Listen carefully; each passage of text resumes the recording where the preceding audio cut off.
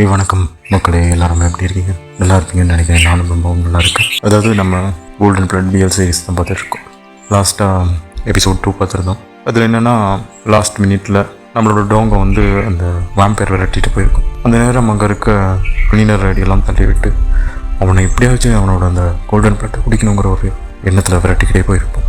கடைசி நேரத்தில் நம்மளோட மார்க் வந்து காப்பாற்றி அவனுக்கு ஷூட் பட்டு மயங்கி விழுந்து கிடந்த நேரத்தில் டோங்கோட வேர்வை துளிப்பட்டு தான் அவனுக்கு புது ஒரு சக்தியே கிடைச்சிருக்கும். திரும்பவும் உயிர் பெற்று இருந்திருப்பான். அப்படியே அங்கே கட்டாக அந்த பாட்டு முடிஞ்சிருக்கும். இப்போ நம்ம அதோட அடுத்த பாட்டான எபிசோட் 3 தான் பார்க்க போகிறோம். வாங்க கதைக்குள்ளே போவோம்.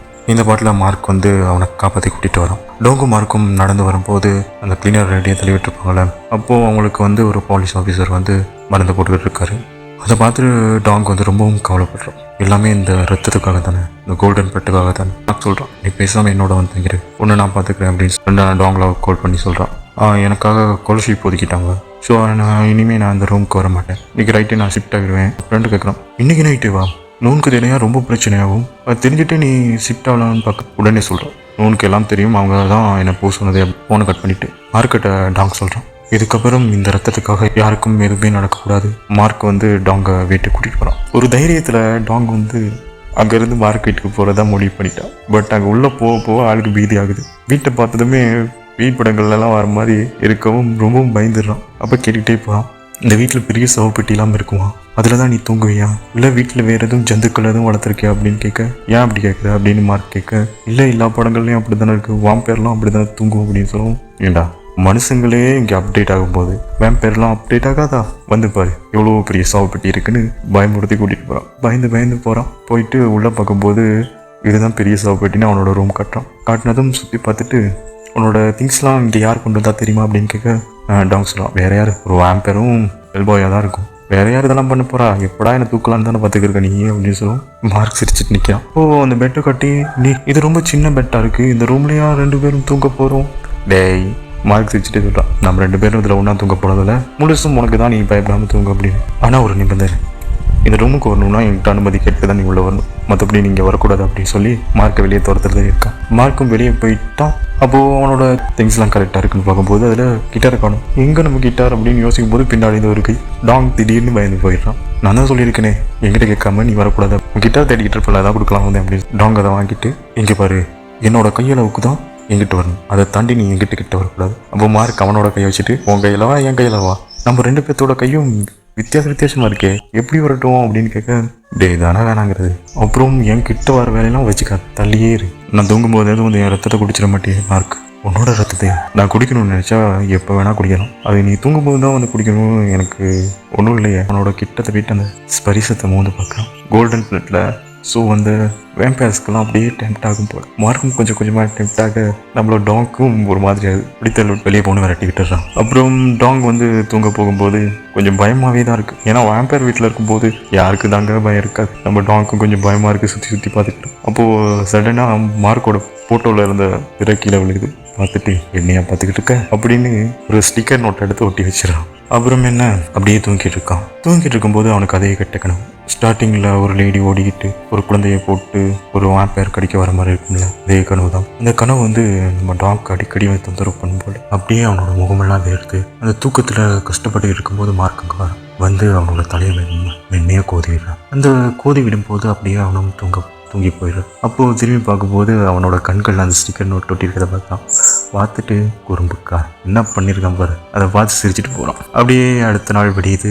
டாங் எழும்புறான். இருந்ததும் அவனோட கழுத்தை நல்லா தொட்டு பார்த்துக்கிறான். இந்த வேம்பயர் காட்டேறியதும் நம்ம ரத்தத்தை குடிச்சிருச்சா இல்லை உயிரோடு தான் இருக்குமான்னு செக் பண்ணிக்கிறாராமா. அப்படியே திரும்பி பார்க்க அந்த ஸ்டிக்கர் நோட்டில் 2 கண்ணு வாங்கி வச்சிருக்கு. திட்டிக்கிட்டு, நான் அவனை வரக்கூடாதுன்னு சொல்லியிருக்கேன், ரொம்பவும் இந்த ரூமுக்கு வந்திருக்கான், இருடா வச்சுக்க. அப்படியே பயந்து மொல்லமாக காலை எடுத்து கீழே வரான். கீழே வந்து பார்த்தா மேசை நிறைச்சி சாப்பாடு. எனக்கே கொஞ்சம் டெம்ப்டாக ஆகுது, இவ்வளோ சாப்பாடு. அந்த சாப்பாடெலாம் பார்த்ததும், இது யாருக்காக அப்படின்னு டாங் கேட்க, இதுவா, இதெல்லாம் பெரிய ரெஸ்டாரண்ட்லேருந்து ஆன்லைன் ரிவ்யூலாம் பார்த்து வாங்கியிருக்கேன், ரொம்ப நல்லாயிருக்கும், எல்லாமே உனக்கு தான், ஏன் தெரியுமா, அப்போ தானே நான் உன்னை எவ்வளோ கேர் பண்ணி பார்த்துக்கிறேன்னு உனக்கு தெரியும் அப்படின்னு சொல்லவும், எல்லாம் எனக்காகவா அப்படின்னு நம்ம ஹீரோவும் உட்காந்து எல்லாத்தையும் ஒரு கட்டுறான். அப்படி கட்டும்போது, நீ சாப்பிடலையா அப்படின்னு கேட்கவும், வேம்பயர் என்னைக்கும் சாப்பிட மாட்டாங்க, எனக்கு பசி தூக்கம் எதுவுமே இருக்காது அப்படின்னு சொல்லவும், அப்படியான்ட்டு சாப்பிட்றத பார்த்ததுமே நம்ம மார்க்கவும் டெம்ப்ட் ஆகுது.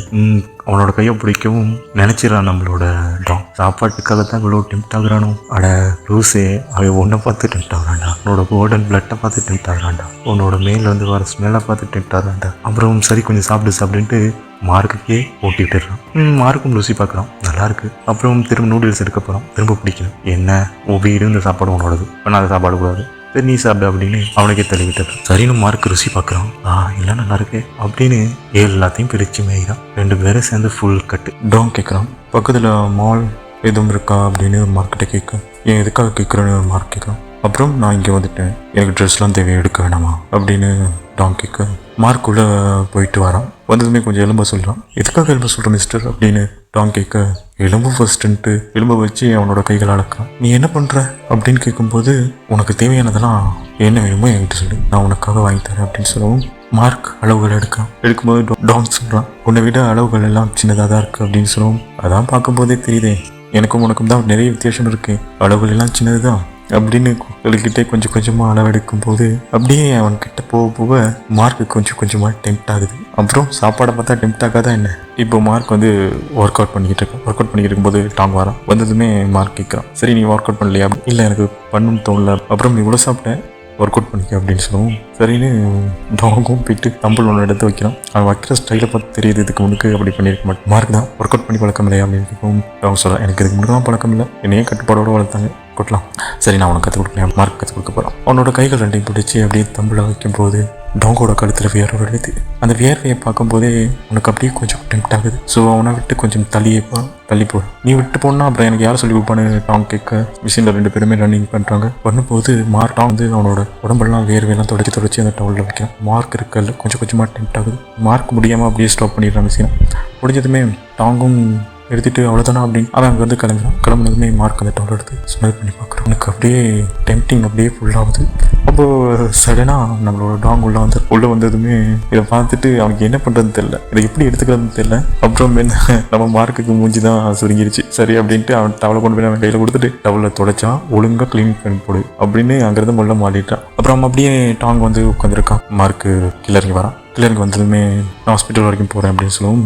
டாங்கும் கூட போகிறதுக்கு ரெடியாகும். 2 பேரும் ஹாஸ்பிட்டல் போகிறாங்க. போனதுமே அங்கே ஒருத்தவங்க உங்களை தாரா பார்க்கறதுக்காக வெயிட் பண்ணுறாங்க அப்படின்னு சொல்கிறாங்க. 2 பேருமே அந்த தாராவை போய் பார்க்குறாங்க. தாராவை பார்க்கும்போது தாராவும் எல்லாம் நல்லா விசாரிச்சுட்டு அவங்க உட்கார சொல்லி அவங்களோட கையை வாங்கி பார்க்கும்போது அவங்க சிரிச்சுட்டு சொல்கிறாங்க, நீ ஃபோட்டோவை மறைக்கணும்னா ஏதாவது துணியை போட்டு மறைச்சிருக்கலாம், ஆனால் நீ ஸ்டிக்கர் ஒட்ட அங்கே தான் இருக்கு அப்படின்னு சிரிச்சுக்கிட்டே இருக்கும்போது அவனும் சேர்ந்து சிரிக்கிறான். அப்புறம் டாங், எங்களையெல்லாம் மன்னிச்சிடு, உன்னை இந்த வாம்பேர் பிரச்சனைக்குள்ளே எடுத்து விட்டதுக்கு, நீ இவ்வளோ நாள் பட்ட கஷ்டங்கள் எல்லாத்துக்கும் ரொம்ப சாரின்னு சொல்லவும் டாங் சொல்கிறான், அதில் என்ன இருக்குது, அதெல்லாம் ஒரு பிரச்சனையும் இல்லைன்னு சொல்லவும், சூரியன் மறைஞ்சி சந்திர உதயமாகிற நேரமும் ராத்திரி நேரம்லாம் கொஞ்சம் கவனமாகவே இரு, ஏன்னா உன்னோட கோல்டன் பிளட், ஸோ உன்னை சுற்றி நிறைய ஆபத்துகள் இருக்குது, உன்னோட 21 வயசு வரைக்கும் நீ கன்ஃபார்மாக பாதுகாப்பாக தான் இருக்கும்னு சொல்லவும், மார்க் எதுவும் உங்ககிட்ட ரொம்ப வாழாட்டினானா சொல்லு, வாழ விட்டு காமெடிக்க சொல்ல டாங்கும் சொல்கிறான் சிரிச்சுக்கிட்டு, அதான் ஏதாவது தப்பு பண்ணால் நான் உங்ககிட்ட போட்டு கொடுத்துறேன், நீங்கள் பார்த்துக்கோங்க அப்படின்னு சொல்லவும் 2 பேரும் அப்படியே சேர்ந்து சிரிச்சிட்டு இருக்காங்க. அப்புறம் அப்படியே கட் பண்ணி அங்கே மார்க்கும் தாராவும் பேசுகிறாங்க. தாரா சொல்கிறாங்க, நான் பார்த்தேன், நீ அவனோட ரத்தத்தை ருசி பார்த்தல, உங்களுக்கு தெரியும் அவனோட விலை மதிப்பானதுன்னு, அவனை சுற்றி எப்போவுமே ஆபத்துக்கள் இருக்கும், இதை பத்திரமா பார்த்துக்கணும், அந்த ரத்தம் தான் நம்மளோட வாம்பேர் இனத்தையே காப்பாற்ற போகுது. மார்க்கும் சொல்கிறான், நான் எவ்வளோ கஷ்டப்பட்டேன் அதை தடுக்கிறதுக்காக, இருந்தாலும் என்னால் முடியல அப்படின்னு சொல்லவும், எனக்கும் தெரியும் நீ பட்ட கஷ்டங்கள், நீ எவ்வளோ கண்ட்ரோலாக இருந்தேன்னு புரியுது. டாங்கோ பக்கத்தில் கொண்டு வந்து வச்சது ரொம்ப நல்லது, ஆனால் அந்த நெருக்கம் அதிகரிக்கக்கூடாது, அதிகரிச்சுன்னா அவனுக்கே ஆபத்து, அதனால தள்ளியேறு அப்படின்னு சொல்லி வார்ன் பண்ணி தான் அனுப்பி வைக்கிறாங்க. இப்போ 2 பேரும் வீட்டுக்கு வந்துடுறாங்க. வீட்டுக்கு வந்ததும் மார்க்கிட்ட சொல்கிறேன், நாளைக்கு என்னோட நோவானுக்கு பர்த்டே, நான் அங்கே இருக்கும்போதெல்லாம் விஷ் பண்ணிவிடுவேன், இப்போது நான் விஷ் பண்ணி பாட்டுப்பாடி தான் அனுப்பணும் போல், அவங்களோட ஃப்ளாஷ்பேக்லாம் சொல்கிறேன், நான் சின்னதில் ரொம்ப தான் என்ன பார்த்து பத்திரமா ரொம்பவும் கேர் பண்ணி பார்த்துப்பாங்க அப்படின்னு நோவானை பற்றி சில நல்ல விஷயங்களை மார்க்கிட்ட சொல்கிறான். சொல்லிட்டு நோவானுக்காக பர்த்டே விஷ் பாடி ஃபோனில் ரெக்கார்ட் பண்ணியிருக்கும்போது மார்க் அதை கட் பண்ணிவிட்டு உடனே, சரி நீ இங்கே பாடின போதும் நாளைக்கு நம்ம ஆர்கனைஸ் போய் அங்கே அவங்களுக்கு நேரடியாக படிப்போம் அப்படின்னு சொல்லுவோம். டாங்குக்கு ரொம்ப சந்தோஷம், உண்மையாக போகிறோமா அப்படின்னு அங்கே சோப்பாவில் குதிக்கிறான். இப்போ நம்மளோட மார்க்கும் டாகும் நோவானோட பர்த்டேக்கு விஷ் பண்ணுறதுக்காக ஆர்கனைஸ் போகிறாங்க. போனதுமே எல்லா பசங்களும் சந்தோஷமாக வராங்க. நம்மளோட டோங்கை பார்த்து ரொம்ப நாளாச்சு இல்லை, ஸோ அந்த பாண்டிங் இருக்கும்ல அதுக்காக. அப்போ வந்ததும் டோங்கெலாம் வரும். எங்கே நோவான் அப்படின்னு கேட்குறதுக்கு நோவான் வெளியே போயிருக்காங்க வந்துடுவாங்க.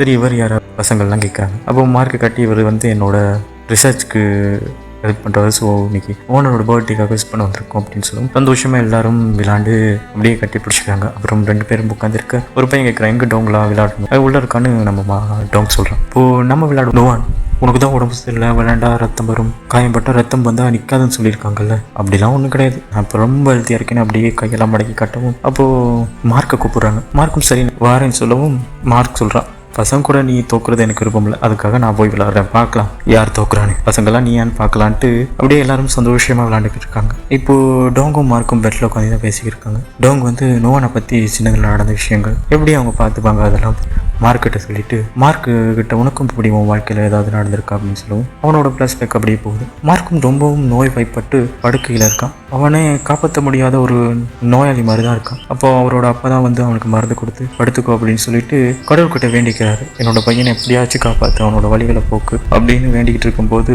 அங்கே தான் நம்மளோட தாரா வராங்க. தாரா வந்து ஜேசன் தானே நீங்கள், உங்களை தான் பார்க்க வந்தேன் சொல்லவும், நான் ஹாஸ்பிட்டல் மார்னிங் தானே திறப்பேன், இப்போ போங்க அப்படின்னு சொல்லி மார்க்கோட அப்பா சொல்லவும் தாரா சொல்கிறாங்க, நான் வந்தது உங்கள் பையனுக்காக தான், உங்கள் பையன் வாழணும்னு நினைக்கிறீங்களா, அதுக்கு ஒரு வழி இருந்தால் வேணான்னு சொல்லுவீங்களா சொல்லும்போது அவங்க அப்பா யோசிக்கிறாங்க. அப்போ மார்க் சொல்கிறான், தாரா என்ன வந்து மீட் பண்ணாங்க, அவங்க மட்டும் அன்றைக்கி வராமல் இருந்தா நான் ஒரு மாதமோ 3 மாதம் இறந்து போயிருப்பேன், தாரா தான் எல்லாமே. அப்போ டோங் சொல்கிறான், உன்னோட கதையும் என்னோட கதையும் கிட்டத்தட்ட ஒரே மாதிரி தான், நானும் சின்னதில் விளையாட முடியாது, ஓட முடியாது, எல்லாத்தையும் கட்டுப்படி தான் வச்சாங்க, ஏன்னா இதற்கு ஏதோ ஒரு நோய் இருக்குது அப்படின்னு, உனக்கும் அது போல தான், தாரா தான் உன்னோட உயிர் காப்பலர். இப்படியே பேசிக்கிட்டு இருக்காங்க. பசங்க ஓடியும் சொல்கிறாங்க, நுவான் வராங்க, திட்டத்தை நிறைவேற்ற ரெடியாரு டோங்கும் மார்க்கும் போகிறாங்க. டோங் வந்து நான் ஒளிஞ்சுக்கிறேன், நுவான் வரப்ப சர்ப்ரைஸ் பண்ணுவோம் அப்படின்னு கேக் எடுத்து வச்சுட்டு ஓரமாக போய் ஒளிஞ்சிடறான். அப்போ மார்க்கை போய் பார்க்க சொல்கிறான். மார்க்கு சரின்ட்டு வெளியே வரான். வெளியே வந்ததுமே நுவான் அவங்கள பார்த்ததுமே நல்லா தெரிஞ்ச மாதிரி பேசுகிறாங்க. அவனை பற்றின விஷயமெல்லாம் சொல்லிட்டியா, அவன் நல்லா இருக்காதானே, அவன் நல்லா பார்த்துக்கிறீங்க தானே, உங்ககிட்ட இருக்கிறதுனால தான் நான் இப்போ நிம்மதியாக இருக்கேன், அவனை வச்சிருக்கும் போதெல்லாம்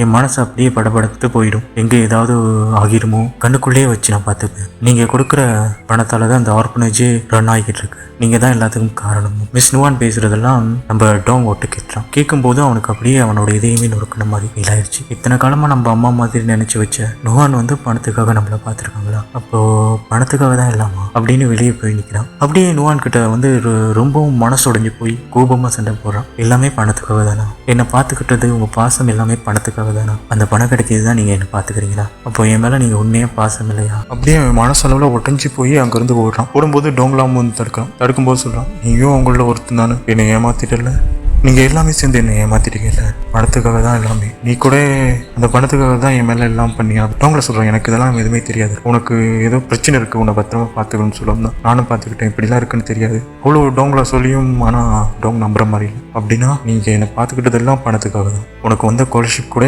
இதில் இருந்து தான் போல, என்ன ஏன் எல்லாரும் என்னை ஏமாத்துனீங்க அப்படின்னு மனசு புரிஞ்சு போகும். டோங்களை சொல்லலாம், நான் தான் சொல்கிறேனே நீ புரிஞ்சிக்க மாட்டல அப்படின்னு அவனும் அங்கிருந்து கோவிச்சிட்டு போயிடுறான். டோங் உடஞ்சி போய் ஒரு இடத்துல உட்காந்துருக்கான். அப்போது மார்க் மெதுவாக வந்து அவன் பக்கத்தில் உட்காரும்போது சொல்கிறான், உனக்கு எதுனா தெரிஞ்சுக்கணும்னு நினச்சா நீ கேள்விட்டோம், நான் உனக்கு சொல்கிறேன் அப்படின்னு சொல்லவும் டோங் விரக்தியோட, நான் என்னத்தை தெரிஞ்சுக்க, என்னை பார்த்துக்க தான் 1000 பேர் இருக்கீங்களே, அப்புறம் என்ன எனக்கு பிரச்சனை, நானா எதுவுமே செய்யக்கூடாது, நானாவே இருக்கக்கூடாது, எல்லோரோட கண்ட்ரோல்ல தான் இருக்கும், அப்படி தானே மார்க் சொல்கிறான். அவனோட ஃபீலிங்ஸ் எனக்கு புரியுது, நீ ரொம்பவும் தனிமையாக உணர், இந்த உலகத்தில் உன்னை ஒரு தனிமைப்படுத்தின மாதிரி ஃபீலாக இருக்கு, உனக்குன்னு எதையுமே சந்தோஷமாக இருக்க விடலை, எல்லாமே கட்டுப்பாடோடு இருந்துச்சுன்னு நீ ஃபீல் பண்ணுற, அப்படி தானே, எல்லாமே காசு தான் இல்லை, நுவான் என் மேலே காட்டின அன்பு கூட காசு தான் இல்லை, காசுக்காக தான் எல்லாமே வா, எல்லாமே தெரிஞ்சிருக்கு நுவானுக்கு, நீங்கள் தான் வளர்க்க சொல்லியிருக்கீங்க, நீங்கள் தான் பார்க்க சொல்லியிருக்கீங்க, எல்லாமே உங்களோட வேலை தான், ஆனால் நுவான் இதை பற்றி என்கிட்ட எதுவுமே சொல்லலை, என்னை ஒரு நோயாளி மாதிரியே வளர்த்து விட்டாங்க, நானும் யோசிப்பேன், எல்லாரும் என்னை ஸ்பெஷலாக பார்க்குறாங்க, அந்த ஸ்பெஷலுக்கு அர்த்தம் இப்போ தானே புரியுது, எல்லாமே காசு தான் இல்லை. அப்போ மார்க் சொல்கிறான், எனக்கு உன்னோட உணர்வுகள் புரியுதுட்டோம், நானும் உணர்வு இல்லாமல் தான் இருந்தேன், என்னோட அப்பா இறந்தப்போ கூட எனக்கு எந்த உணர்வுமே கிடையாது, ஏன்னா என்னை ஒரு வேம்பயரை மாற்றிட்டாங்க, வேம்பயர்களுக்கு உணர்வுகள் இருக்காது, சாப்பிட தேவையில்லை, தூக்கம் வராது, 200 வருஷ காலம் எதுவுமே இல்லாமல் ஒரு பகலையும் இரவையும் பார்த்துவே வாழ்ந்துக்கிட்டே இருக்கிறேன், எனக்கு எந்த ஒரு உணர்வுமே இல்லை, எப்போ உன்னோட ரத்தம் பட்டுச்சோ அப்போ தான் எனக்குள்ளேயும் ஒரு பூ பூத்துச்சு, என்னை மன்னிச்சிடட்டும். மார்க் சொல்கிறான், உன்னை இவ்வளோ பத்திரமா பார்த்துக்க வேண்டியது எல்லாமே நாங்கள் பண்ணது எல்லாமே உன் பாதுகாப்புக்கு, என்னோட பாதுகாப்புக்கா இல்லை வேறு எதுவும் காரணமா, நானாக இருக்கணும், அதான் இப்போ எனக்கு ஆசை. மார்க்கும் ஓகே சொல்லிடும். சரி, நான் உனக்கு ரிலீஃப் கொடுக்குறேன், நீயாவே மார்க் வீட்டிலேருந்து டோங் வெளியாக எல்லாம் பண்ணிக்கிட்டு இருக்கும்போது டோங் அவன் கழுத்தில் இந்த டாலரை காட்டி சொல்கிறான், இந்த டாலரை பார்க்கும்போதெல்லாம் என்னை சுற்றி நடக்கிற இந்த மர்மங்கள் என்னோட தேவதை எனக்காக என்னை பாதுகாக்க வந்திருக்கு அப்படின்னு நான் நினச்சேன், ஆனால் இப்போ தானே தெரியுது அது என்னோட தேவதைகள் இல்லை, வேம்பயர்னு. அப்படின்னு அந்த மாலையை கழட்டி கொடுக்கும்போது மார்க் சொல்கிறான், இனிமேல் இது உன்கிட்டே இருக்கட்டும். அந்த மாலையை கை மூடி வைக்கிறான். அப்படியே அவனோட ஃப்ரெண்டு ரூமுக்கு தான் போகிறான். ஃப்ரெண்ட் ரூமுக்கு போனதும் என்ன இங்கேன்னு அவன் ஃப்ரெண்டு கேட்க, இந்த விஐபி ஃப்ரெண்டோட திங்ஸ்லாம் உள்ளே கொண்டு போய் வைக்க மாட்டியா நக்கலா ஒரு ஃப்ரெண்டு கிட்ட பேசுகிற மாதிரி நார்மலாக பேசணும். அவனும் தெரிச்சிடறான். சமாதானமானதும் உள்ளே போய் பேசிக்கிட்டு இருக்கும்போது நுவான் உன்னை பார்த்தாங்கன்னு நினைக்காது, அவங்க எல்லாரையும் ஒன்று போல தான் பார்த்தாங்க. நீ தப்பாக புரிஞ்சுக்கிட்டு இருக்க. எனக்கும் எதுவும் தெரியாது. என்னை பொறுத்த வரைக்கும் நான் ஒரு நல்ல ஃப்ரெண்டாக தான் பார்த்தேன். உன்னை எப்போவுமே நான் ஸ்பெஷலாக தான் பார்த்தேன். அது மட்டும் இல்லை, என்னோட ஸ்காலர்ஷிப் அமௌண்ட்லாம் நான் விட்டுறதா இருக்கேன். நான் பார்ட் டைமும் இல்லை லோன் போட்டு என்னோட வாழ்க்கையை பார்த்துக்கிறேன். டாங் திட்டுறான், அப்படிலாம் பண்ணாத, இது உன்னோட லைஃப்பு, அது ரொம்ப நிறைய பணம், அதை விட்டுனா நீ ரொம்ப கஷ்டப்பட வேண்டியிருக்குமோ. இல்லை பரவாயில்லடா, இதுக்கப்புறம் அது எனக்கு வேணாம், நானே பார்த்துக்கிறேன், என்னோட ஜாப்க்கு பார்த்துக்கிறேன் சொல்லுவோம். சரி, அப்போ 2 பேரும் சேர்ந்து ஒர்க் பண்ணலாமா முடிவு பண்ணுறாங்க. டாங் தூங்கிட்டு இருக்கான். பக்கத்தில் யாரோ நிற்கிற மாதிரி இருக்கு. யாட்டான் வேலையும் பார்த்தா மாறு 2 பேரும் பக்கத்தில் வந்து உட்காடுறாங்க. அப்படியே 2 பேரும் கிஸ் பண்ணுற மாதிரி இருக்கு. கிஸ் பண்ணதுமே திடீர்னு எழும்பி பார்த்தா கனவுங்க. அப்படியே அடுத்த நாள் யூனிவர்சிட்டிக்கு போகிறாங்க. போனதுமே நம்மளை யாரோ பார்க்குற மாதிரி இருக்கேன்னு சுற்றி பார்த்தா மார்க் தான் அங்கேயும் வந்து நிற்கிறான். இது விடாத போலே நம்ம அப்படின்னு மனசில் நினச்சிக்கிட்டு இப்படியே முறைச்சிக்கிட்டு இருக்கும்போது, நீ என்னோட குரூப்பில் சேர்க்கிறியா, ரிசர்ச் பண்ண அப்படியே அங்கே கட்டாவி இந்த எபிசோட் 3 ஃபினிஷ் ஆகுது. அடுத்து போக இன்னும் எபிசோட் போல நல்ல சுவாரஸ்யமான சம்பவங்கள்லாம் இருக்கு. ஸோ பார்க்குறதுக்கு ரெடியாக இருக்கீங்களா? அதுக்காக என்னோட சேனலை சப்ஸ்கிரைப் பண்ணாதவங்க சப்ஸ்கிரைப் பண்ணி வச்சுங்க. Like, share, comment